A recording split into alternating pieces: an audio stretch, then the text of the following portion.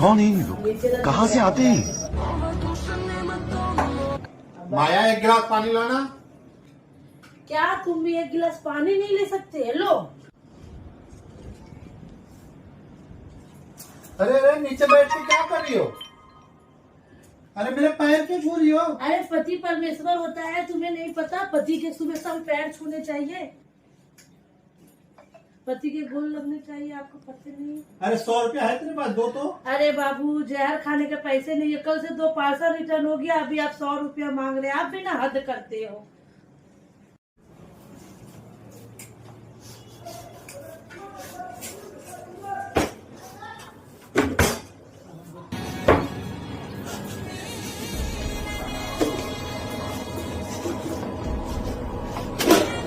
आप कहाँ थे ज्ञानी बाबा?